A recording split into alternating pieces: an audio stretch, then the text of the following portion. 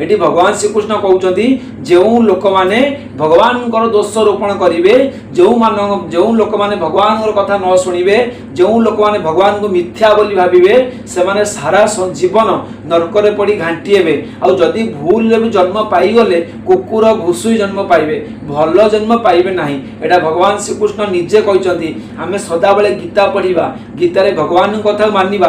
आ गीता खाली पढ़िले हेनी आज्ञा, गीतार जहाँ लिखाई ताकू यदि आम अक्षर अक्षर पालन करवा तार आम भगवान को मानुंट बोली यहाँ हूँ आम प्रमाण। यदि गीता आम पढ़ा, गीतार शब्द को न मानिबा, गीतार जहाँ लिखाई न मानिबा, मन मान्य आचरण करवा तो आम नरक ही पड़ा। नमस्कार, जय जगन्नाथ, शुभ सकाळ समस्त को। वर्तमान आम एवं गीता ज्ञान आरंभ करवा। आजिर गीता ज्ञान रे मो पाखे अच्छी 32 नंबर श्लोक। आज मुझे 32 नंबर श्लोकटी पढ़ी शुणेबी। देखा यही श्लोक रे भगवान श्रीकृष्ण अर्जुन को कौन कहते। आसतु एवं मु आरंभ करुच्ची। ओम गुरु ब्रह्मा गुरु विष्णु गुरुदेव महेश्वर, गुरु साक्षात् परम ब्रह्म तस्मै श्री गुरवे नमः। ओम गुरुदेवाय नमः। एबे 32 नंबर श्लोकटी पढ़िबा कोन लिखाइछि देखंतु। जेते जेत्वे तदभ्यासूयन्तो नानुतिष्ठन्ति मे मातं, सर्वज्ञान विमूढांस्तान् विद्धि नष्टान् चेतसः। यही श्लोक माने बुझंतु। देखंतु लिखाई तू अर्थ होउछि किंतु, जे होउछि जो मनुष्य माने मो ठारे। भगवान श्रीकृष्ण कहते जे अर्थ होउछि जो मनुष्य मोह ठारे अभ्यसूयंत। अभ्यसूयंत अर्थ होउछि दोषारोप करी, मैं होउछि मोर, एतम होउछि यही, मतम मतम होउछि मतकु, न अनुष्ठितंती अनुष्ठान करंती नहीं, अर्थात तदनुसार चलती नहीं। तान अर्थ होउछि सेही। तब आसला कौन अचेतसः। अचेतस होउछि मूर्ख मानंकु, सर्व ज्ञान विमूढ़ान समस्त ज्ञान रे मूढ़, निष्ठान निष्ठान अर्थ होउछि कौन नष्ट हो जाती, विधि होउछि बोली। देखंतु एटी भगवान श्रीकृष्ण अर्जुन को कहउचंती एही 32 नंबर श्लोक रे कि जो मनुष्य माने कौन, जो मनुष्य माने किंतु जो मनुष्य माने मो ठारे दोषारोपण करी मोर यही मत अनुसार चलती नहीं, सेही मूर्ख मानू तुमे समस्त ज्ञान रे मूढ़ बोली और नष्ट हो जाइछंती बोली जान। भगवान श्रीकृष्ण कहउचंती मोर मत अनुसार जो मूर्ख लोक जो माने चलती नहीं से माने होउछनी मूढ़ लोक, से माने होउछनी मूर्ख, से माने होउछनी ज्ञान थिले मध्य अज्ञानी। तेणु करे कि जो किछि लोक अछंती कहउछनी भगवान कहांती, भगवान के देखिछंती, भगवान तो आमे देखि नाहु। तेणु सेही मानक पई कुहा गला देखंतु भगवान सबुआड़े कण कण रे अछंती, किंतु भगवान को ऊपर किछि लोक दोषारोपण करती, भगवान नाहांती, ए सब मिछ। सेही मानक भगवान एटी मूर्ख बोली दर्शाइछंती। आउ सेही माने होउछंती जे तांको पाखे जते ज्ञान थिले मध्य से माने होउछनी परम अज्ञानी।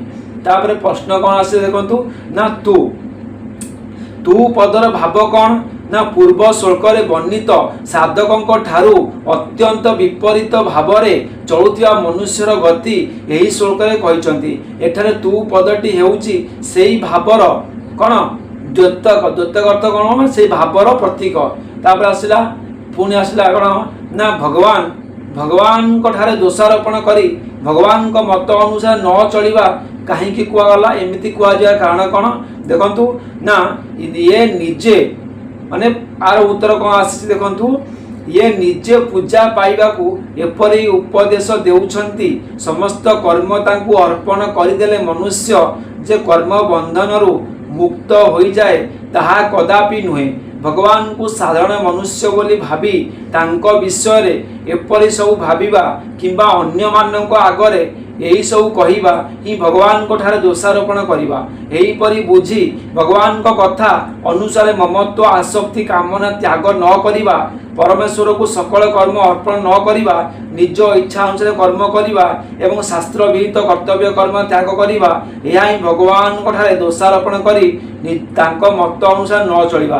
देखो भगवान को पाखरे दोषारोपण, भगवान कथार दोषारोपण कर अर्थ कौन ना, किछि लोक कहती जो भगवान श्रीकृष्ण गीतार जो कथा कहते एठी किछि लोक कहती भगवान निजे निजे पूजा पाइबा कि निजे निजर बढ़े माने कौन निजर शक्ति की देखा भगवान लोक को डरैकी रखती। भगवान श्रीकृष्ण ये निज को निजे पूजा पाइबा लोक कहते मत पूजा कर।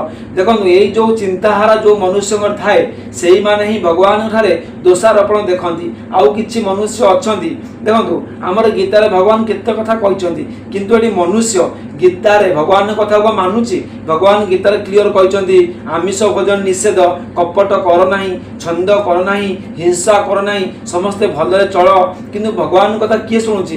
एठी लोक माने कहउछंती किछि लोक एमिति अछंती मु देखिछि से माने कहउछंती गीता होउछ बही ताकू साधारण मनुष्य माने लिखिछंती से माने कोन जा लिखिछंती आमे सेया करिवु तो किए देखिछि भगवान को? भगवान आसी गीतार कहइछंती बोली किए जानिछि? भगवान आमे कोन देखिछु? भगवान कहिथिले आमे कोन शुनिछु? ए लोक माने कवि माने मनु मन गीता बही गोटे लिखि देइछंती कहउछंती भगवान श्रीकृष्ण कहइछंती।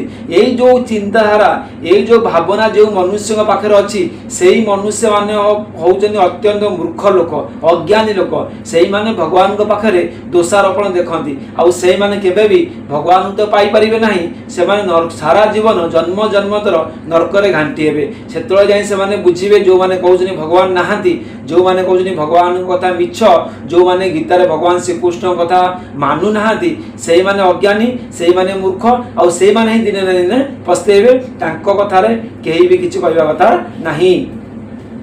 तबे प्रश्न आसला कोन ना अचेत अचेतस पदटी केउ श्रेणी रे मनुष्य वाचक एवं सेमानकु समस्त ज्ञान रे मूढ़ तथा नष्ट होइचंती बोली जान। एपरि काहेकि कहले देखंतु जेउ मानक मन दोष रे पूर्ण होई, जेउ मानकर मन दोष रे पूर्ण होई रहिछि, जो मानक ठारे विवेक बोली किछि नाही ओ जो मानक चित्त सेमानकर निज वश रे नाही, अचेतस पदटी हेउछि सेई मूर्ख तामस मनुष्य मानकर वाचक।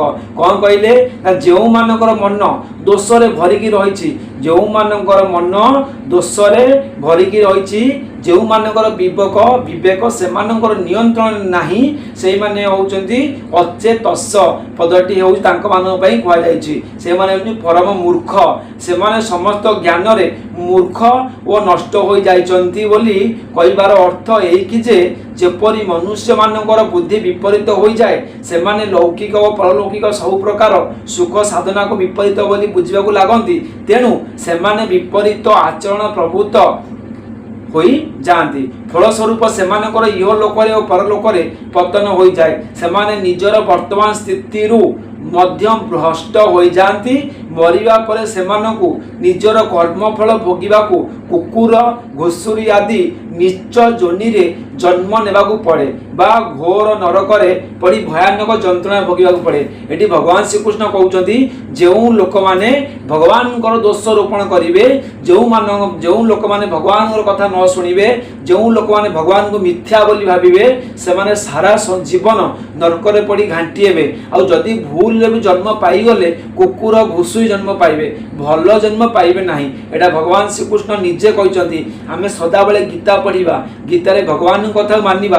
आ गीता खाली पढ़िले हबनी आज्ञा, गीतारे जहा लेखा होइछि ताकू यदि आमे अक्षर अक्षर पालन करिबा तार आमे भगवान को मानुचंती बोली एटा होइछि हमर प्रमाण।